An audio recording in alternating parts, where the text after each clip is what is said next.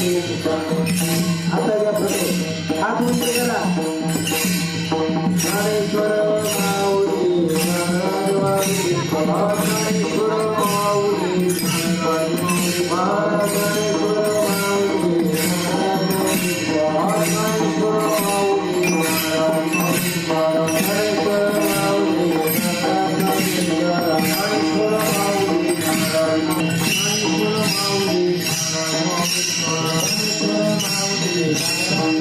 Dnyaneshwar Mauli Dnyaneshwar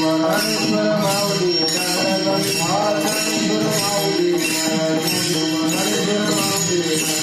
Hare